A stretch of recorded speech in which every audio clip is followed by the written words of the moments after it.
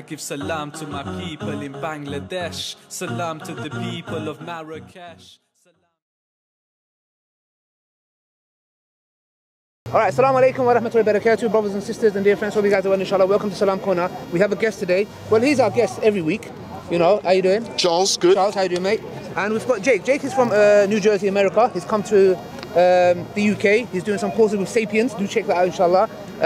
So yeah, we're going to get straight into it. And hopefully, he's going to make a case for God, and you are an agnostic atheist. Yes. Only one condition. Whatever arguments he brings forward, you're not allowed to say it's irrelevant. Okay? No. That's good. That's irrelevant. I'll leave the table to you guys. I'm going to get you a coffee, and you don't want nothing. Yeah, inshallah. Enjoy yourself. So you said you're an agnostic atheist, right? I am, yes. So you explained the agnostic bit before, but can you do it again? Why you're agnostic? Agnosticism, my understanding is that we don't know about God, or me specifically, I do not know there is a God. Yeah. So why do you say agnostic atheist? Why do you add the atheist part The at the end? atheism bit is a belief. You are an atheist. You believe in a deity. Yeah. I am negating your deity. I am a theist.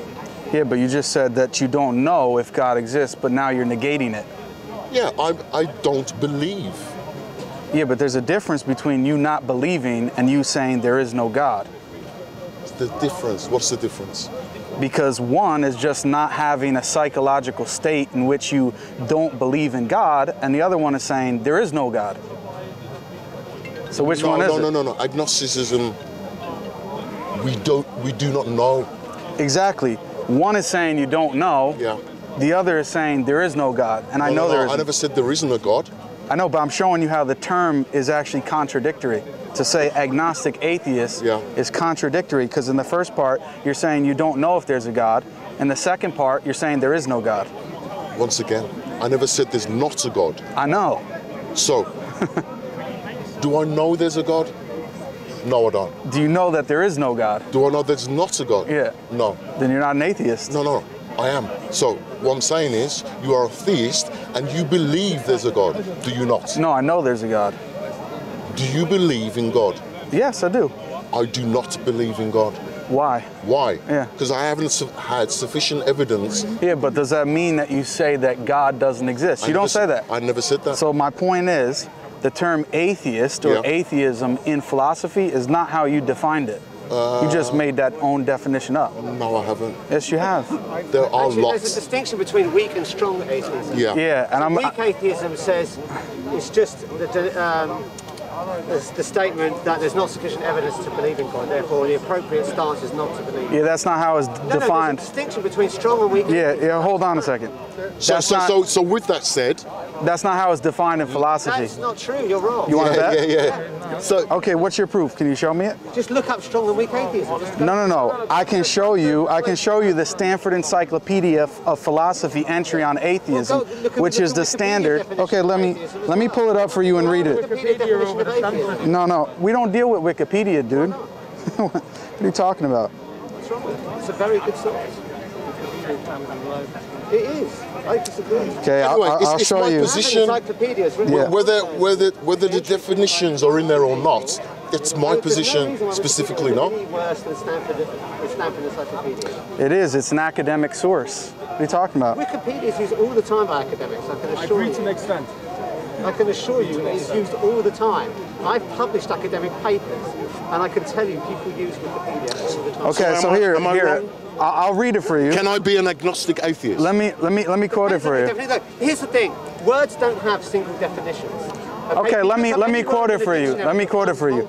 It says atheism is typically defined in terms of theism. Theism, in turn, is best understood as a proposition, something that is either true or false. It is often defined as the belief that God exists, but here belief means something believed. It refers to the propositional content of belief, not the attitude or psychological state of believing, which is what you're talking about. This is why it makes sense to say that theism is true or false and to argue for or against theism.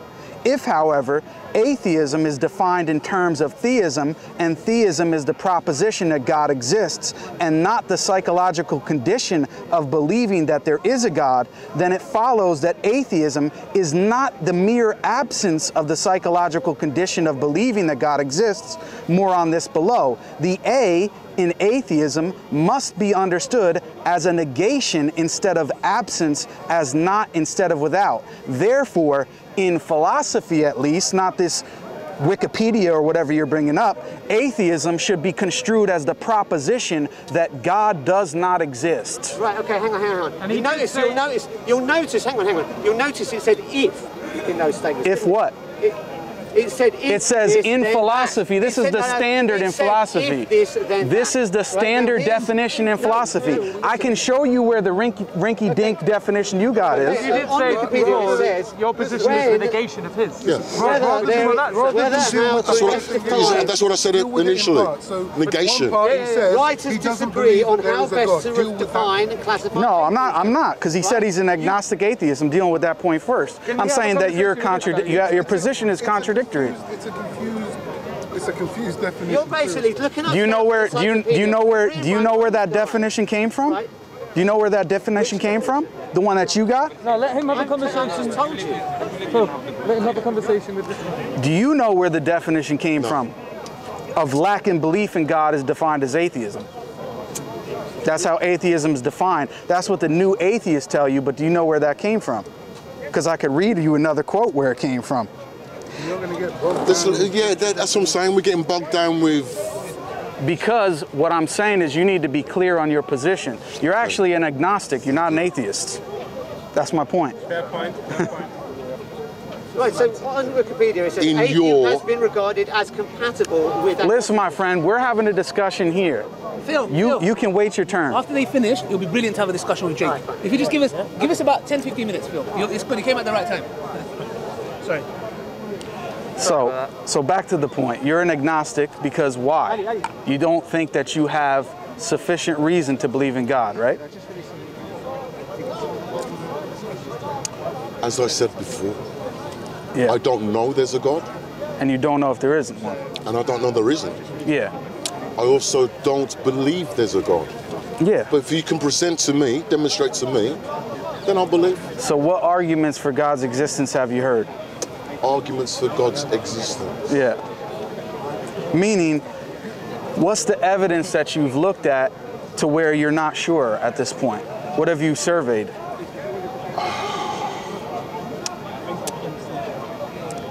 The typical one for me would be he exists outside of time and space. No. What I'm saying is, if I say that to you that God exists, and you've talked to other people that have said God exists before, right? Uh-huh. What do they usually tell you to try to provide evidence for that? What's the evidence to provide evidence? No. The theist, me. Yeah. What are the arguments that you've heard before when somebody has tried to persuade to you that God exists? That's what I'm asking. Yeah, basically all the omnis. He's the creator of the universe. So the fact that creation exists?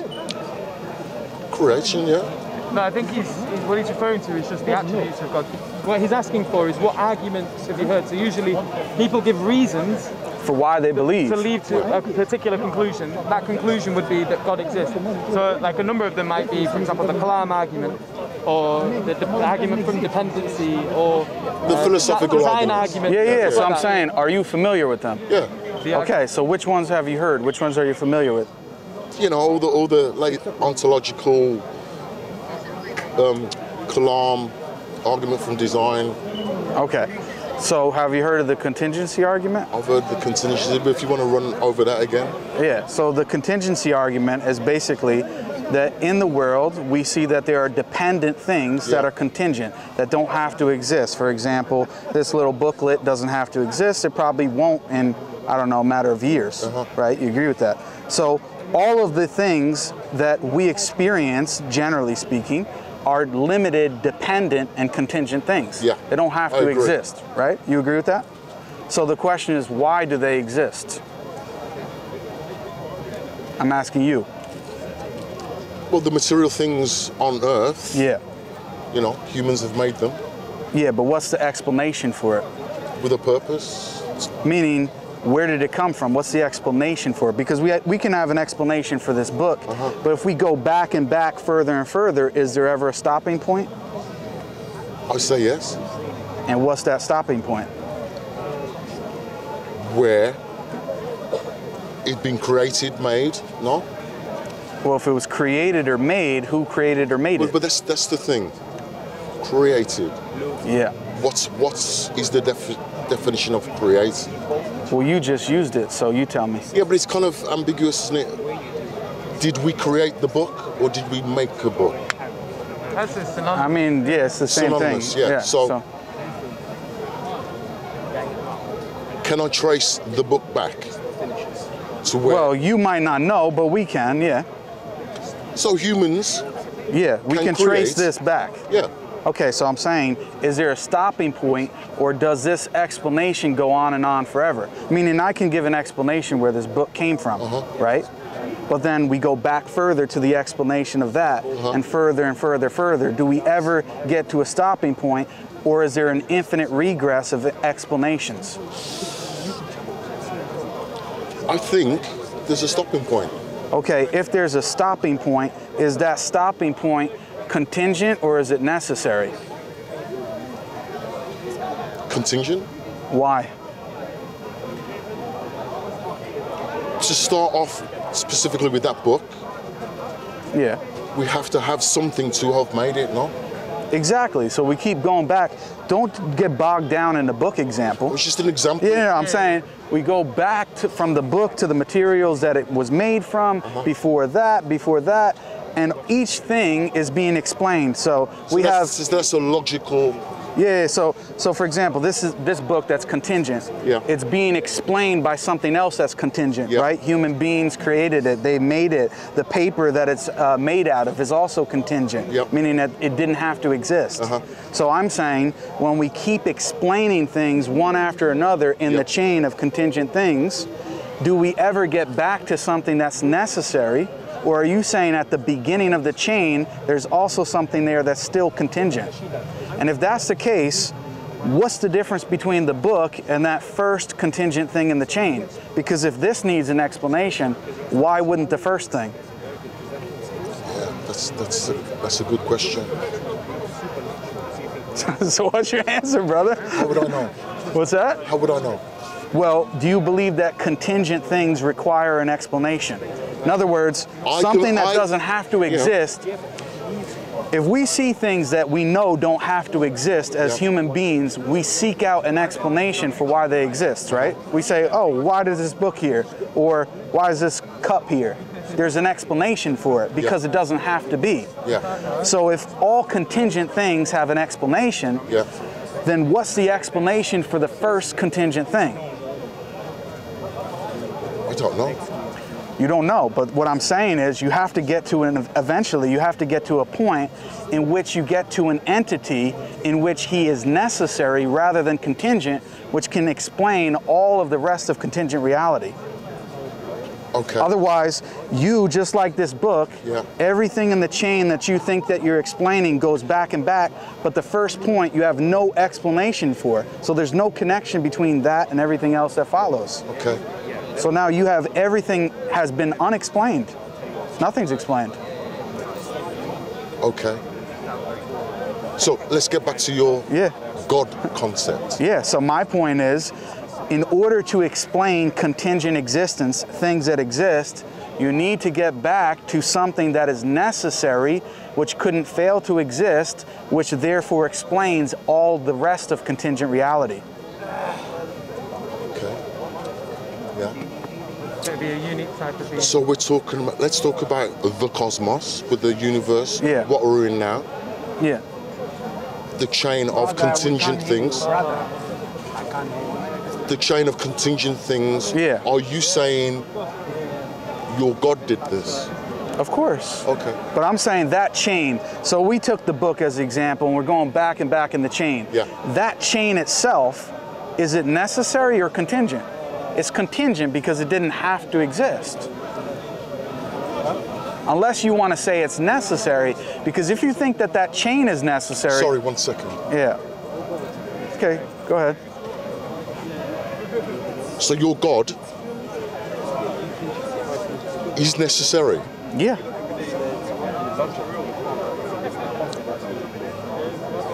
And with the logic that we've just followed, Yeah. there's no regress on him. What do you mean? The chain stops with him. He's Yeah. the necessary being. He's a necessary being. Yeah. And all contingent reality flows from him. From him, Yeah. nothing before him. No. Is that logic? Why not? What's illogical about it? Because we've just done regressions. Yeah, in the chain. And then it stopped. And yeah, we asked at the beginning, that first initial thing, let's call it the initial thing. Initial. Yeah, the first item. Yeah, I got it. I've got it. The first item, I asked you, was it necessary or contingent? You said contingent. Yeah. I explained the problem with it because if contingent things require an explanation, then there's no difference in this contingent book requiring explanation and the first thing that's contingent require an explanation. I'm confused. Okay, so this book is... No, 1 second. I'm not confused. I'm confused with the necessary. Yeah, but I'm explaining how we got there. How do we get to necessary? Exactly, that's what I'm explaining, how we got there. So, if contingent things require an explanation, even if you say that there's a stopping point for the chain, the first item that's in the chain is contingent. That's what you said. Yeah. You said it was contingent. Yeah. So that first thing requires an explanation. You don't have an explanation for it. I do not have an explanation. If you don't have an explanation for the first thing in the chain, and everything else that follows from it, what's the explanation? Because the entire chain itself is possible. It doesn't have to exist. Yeah. Something initially happened, and then everything else from that is contingent. Yeah, so that first thing, was it eternal? Was it? Or did it begin? Did it begin to exist? That would be hard to... Did it begin to exist? Yeah. Did it begin to exist? That's a hard one, no? What? How'd you work that one out? What do you mean, sorry? Is it eternal? Infinite? Yeah. Or did it have a beginning? How will I ever know? Is that my mind I'm asking you. I don't know. You don't know? With the intellect I have, I don't know. What is infinite? That's a mathematical. So, do you think it's possible for something to come from nothing? Is it possible? Yeah. How? How? So, again, you think it's possible for something to come from nothing? Yeah. Can you explain that? No. You can't? No. So why would you believe that? Faith. Faith. So you have faith that something can come from nothing. Am I not allowed to have faith? I mean, have you got the monopoly on faith? No, you can have faith, brother, but I'm just pointing it out. So faith that why? Something so let's think about that. Why? Why do you have faith in that? Think about it. Why do you have faith in that? Why? That's a tough one, right? In all possible worlds. Yeah. That can happen. What do you mean? Sorry. In an infinite possibilities. Yeah. Can that happen? Okay, so let's think about this. No, it's a simple. It's a question. Yeah, I'm saying it's impossible. It's impossible. Yeah, it's impossible. Have you investigated all impossibilities? Yeah, this possibility. No. Do you hear what I said? Yeah. Have you personally investigated all impossibilities? I don't need to. Oh, you don't need to? Oh. I don't. You dismiss? No, because this point here, what you're saying, something can come from nothing, is absurd. Because nothing has no properties whatsoever. Nothing has no properties.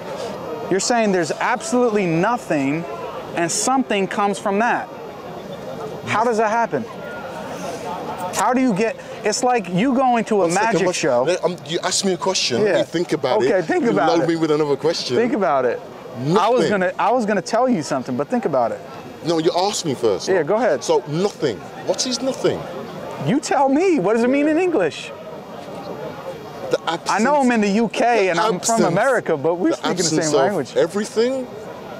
Absence of everything. Yeah. Nothing means not a thing. It's the opposite of something. No thing. Yeah, no thing.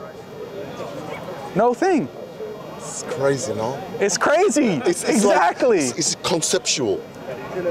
So you can conceive of nothingness?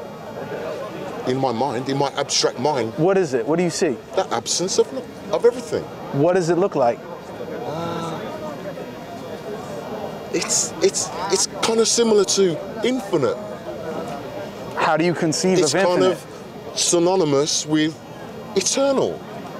In what sense? Sorry. Can you conceptualize eternal? Hold on a second. Before, you were not sure whether or not the first thing was eternal. Now you have to move to saying it's eternal. No, I'm just saying to you, because my brain's melting at this It's all right, bro. We've got these loaded words, labels, eternal, infinite, nothing. Yeah. Can we conceptualize any of them? You tell me. I cannot. Can you? You just got through telling me. I asked you, you said, nothingness is a concept. I said, can you conceptualize it? You said yes. Now you're telling me you can't. That's the contradiction. That's the contradiction. That's what I'm saying. It's like a paradox. Exactly. Yeah. That's what atheism is. Whoa. That'll be name calling, no?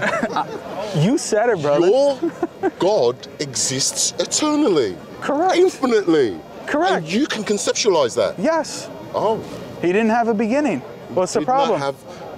You can conceptualize didn't have a beginning. Why not? I'm finding it very difficult to do that. Why? Why? You conceived of nothingness just 5 minutes ago. Well, if you've got your paradigm of eternal and infinite, I'm going to have nothing. How's that? Why? Faithfully. Why though? Think about it. I want to know what's the real reason you have faith that everything that exists came from nothing. And you can't even conceptualize nothingness, but you have faith in this thing that's called nothingness. It's crazy. It is crazy. So in my dream world, I can come up with nothingness. And from that nothingness, something comes out of it. Explain that to me. It seems very religious of you. Yeah. Yeah. I'm sorry, but you have to humble yourself. Yeah. And your tiny mind might not be able to conceptualize it. Mine can. Okay. Yeah. Here's the point. You notice the thing. First, you said that you could conceptualize it. Yeah. Then you said that you couldn't conceptualize it. Now you're telling me that my mind is too tiny, but maybe yours can conceive of it. So you went from conceiving it to not conceiving of it to back to conceiving it. I had a little bit of a meltdown. I know, but you're still melting down now, bro. You're still melting down. I'm back. Let me tell you this. The caffeine has kicked in, I am back. Mashallah. I don't have enough faith to be an atheist. Okay. And I don't have enough faith to be a Muslim. Why? You believe in nothingness, which you can't even conceive of. No, I can. You can, but then you can't. You both of them. Like I said, I had a meltdown. I'm back now. Okay, you're back to it. I can conceive of nothingness. Okay, explain it to me. The absence of everything. Explain it to me. It's the absence of everything. Does it have any properties? No. It doesn't. It doesn't, no. So how does everything that exists, which has properties, come from nothing which has no properties? How does that work?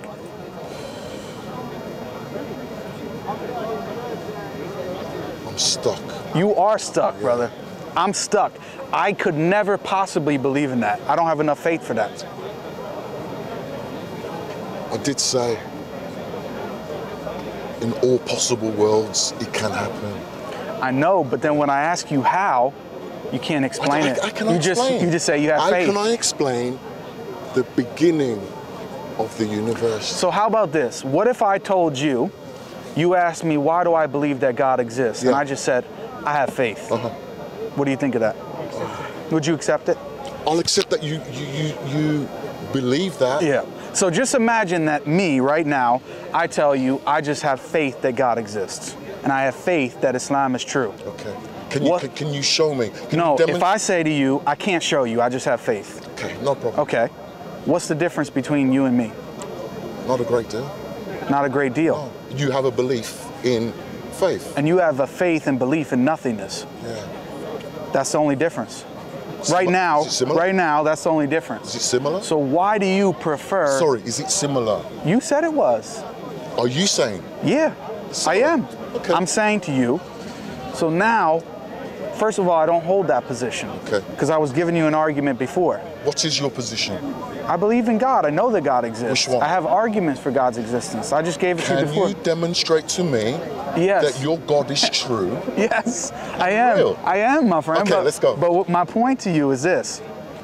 If I approached you Yes. and said, I just simply have faith, would you accept it? You would accept it, would you? I'll accept what you're saying. Okay, your so now statements. I want to deal with this point. Why? Because I think this is something not really intellectual. I think this is psychological. Why do you prefer nothingness rather than faith in something like a higher power, God, etc.? What do you think the reason for that is?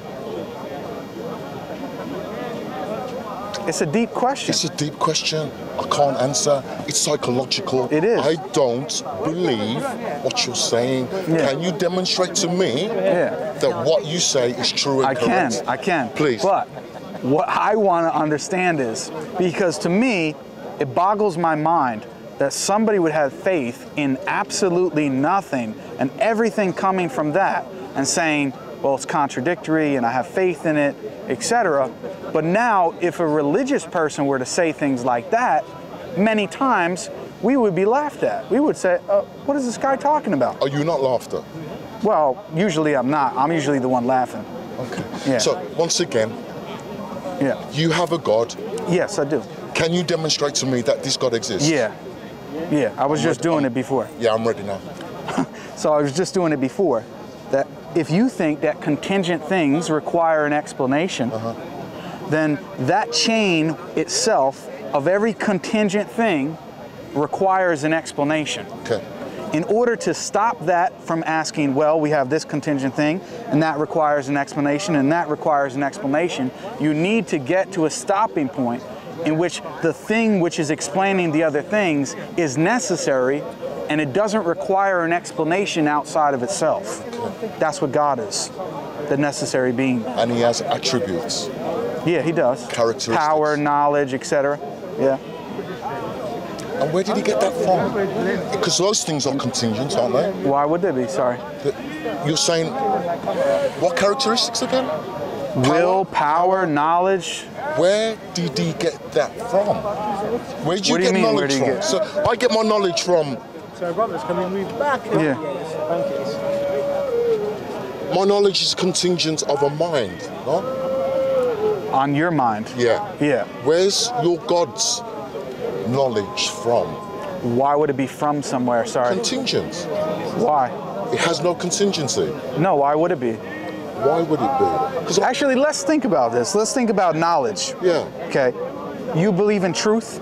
I believe in truths. Yeah. What is truth? What is truth? I think we're going away from. No, because I'm going to bring it back because you're asking about the knowledge. So I'm going to show you why God has knowledge. truth. Yeah. Facts on.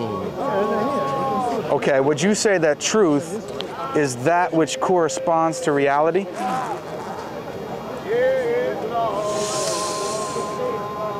Meaning, when you say something is true, what does that actually mean? Yeah. No, I got. Like give an example of something. The grass is green. The grass is green. Okay, why is that true? Why is that? Because true? that statement that you make corresponds to a reality, the fact that grass exists and it's green, right? Yeah. So we're using our senses for Yeah, that. sure. And are our senses often fooled? You tell me. I think so. What if it's an idealist? So, And now you jump in. I'm sorry, no. By the way, guys, if you 8 minutes, would you be able to wrap it up? yeah, sure. So let me, don't think so. I'll try my best to make the argument. So again, the grass is green. Yeah. In our truthful reality, Yeah. it is the case. But often, Yeah. our senses are easily fooled. Do you trust your reasoning faculties? More or less. More or less? More or less, not 100%. all But do the you time. think that they are reliable in some sense, Reasonably. such that the grass is green. You believe that that's true, It's believable. and you don't have any doubt about I it. don't have any doubts. It's reasonable to believe. But when it comes to your Yeah. God, it's not reasonable. Well, I'm for going to me. bring it back. I'm going to bring it back to knowledge. We've only like 8 minutes. So. Yeah. So I'm going to bring it back to knowledge. So that, would you say that that's a contingent truth, or is that a necessary truth that grass is green? It's contingent. Grass doesn't have to exist. Go on. Okay, what about 1 + 1 = 2? Is that necessary? Meaning, is it possible for 1 + 1 to equal 3? Never. Come on, man. What are you thinking about? Think about it. Yeah? Go on. Go on. Do you think it's Go on. possible? It's just being argumentative. No. Yeah. Okay. So it's not possible for 1 + 1 to equal to 3. See, my brain's gone again. Why? In that other universe, 1 and 1 is 3. Is that possible? Which universe? Where'd you get We're in that the from? planet What Earth. universe? The one beyond time and space. Okay, so you think there's a possible world in which 1 + 1 equals to 3? Yeah. Really? Yeah. I'm sorry, man. It's a joke. It's no joke. No, tell me it's a joke. In all possible worlds, because I don't know if this is just the one. In that other universe, What would- 1 and 1 is 3. What would be different that it would make 1 + 1 3? What would be different? Yeah. Think about it. In this universe, in Yeah. our world, Yeah. 1 and 1 is 2. So why would it be different in another universe? It's another possibility. Is it not plausible? No. No. Okay. No, it's not. Okay. I don't see it. Okay. Have you investigated this? Yes. You have. Okay. Okay. So 1 + 1 = 2 Yeah. is a necessary truth. Again, I'm sorry. Okay. You don't believe that. Do you believe? Necessary fact. Yeah. Do you believe that any truth is necessary? Any truth is necessary. You can't think of a single one. So how about contradictions? Do you accept contradictions? I accept contradiction. You do? I do. Is there not contradictory things in this universe? No. No. No. Oh my goodness. Yes, there is. Oh. No, there isn't. Are you mocking Yes. Oh, he's making a No. me? Yeah. And that's how it is. You're there contradicting are yourself. contradictory things in this universe. No, there isn't. Are, Let me think about it. There might be. Yeah, there is. Can you give me an example? quantum mechanically. So you believe in true contradictions, and you believe that 1 + 1 = 3. Quantum entanglement says a thing can be in 2 places at once. How's that a contradiction? Sorry. How can a photon of light Yeah. be a wave and a particle at the same time? You tell me. I don't know. There's a contradiction. What's the contradiction? Sorry. How can it be a wave Yeah. and a particle at the same time? No, Do you it's, know- not, it's not at the same time. Yeah. It's a double-slit experiment at different times when it's observed and when it's not observed. Yeah. It's systematic. So every time it's observed, it acts a certain way, and every time it's not observed, it acts another way. So it's systematic. Even though I agree with what you're saying, sometimes it's particles, sometimes it's waves. That's just one. Okay. Carry on. So let's recap the discussion because we only have 5 minutes or whatever it is. 3 minutes. Okay, sir. 3 minutes. So what I just said, there are contradictions in the universe. Okay, here's what you believe so far. You believe in true contradictions. You believe in nothingness and everything coming from nothing, and you have faith in that. And because you contradicted yourself several times, Do you believe that? and yeah, you missed the whole party, bro. How are you not calling me to the after party? You can rewind. You're gonna have to rewatch it. I'm recapping. But he does know what contingent is, right? Yeah, That's good. Yeah, but I'm recapping from it. He said he has faith in nothingness. That everything. I was summarising what I said. Yeah. And then you can summarize what I said. Yeah. Okay? So he said that he has faith in absolute nothingness and that everything that exists came from nothingness. Then when I said, can you conceive of it? He said, yes. I asked him to explain it. He said, oh no, I can't actually conceptualize it. Then he went back to saying that he could, but he never explained it. And now, You're upsetting me now. and now, Yeah. I told him I don't have enough faith to be an atheist because he has faith in absolute nothingness, right? Yeah. Then I gave him the contingency argument. I explained why there needs to be a necessary being because you need to stop the chain at some point in order to explain all of contingent reality. Then he talked about, well, does this God have what attributes? And I said, yeah, he has knowledge, power, will, etc. And then we started discussing knowledge. So now I tried to give you examples of knowledge. I didn't get to finish my point, but my point, yeah, I did not. Let me finish my point. My point was this. I was trying to establish that there are things that are called necessary truths. And truth is something, it's a quality of a mind. And because of that, you need a necessary being in order to have the knowledge of necessary truths, such as the law of non-contradiction, 1 + 1 = 2, etc. But because you don't believe in that, you believe in 1 + 1 = 3, that's the problem. Charles, your closing statement? Yeah, I mean, I feel as though you were dancing around the question. Just demonstrate to me where your God is. It's got a minute and a half, Karen. Whatever you'd like to say. Go ahead. Recap what did you get out of this conversation? I got absolutely nothing out of it. Exactly. Yeah, nothing. You didn't get anything. Let's let him finish. The absence of everything, I got nothing. Which you have faith in, so then I did a service to you. He has to have it. You have your closing statement, because the viewers are going to decide. They've watched this for themselves. You've got 1.5 minutes. Say whatever you'd like to say. Is this going on the atheist community? Everybody. No, don't worry about it, brother. Go ahead, sorry, I won't cut you. I did not have a demonstration of your God.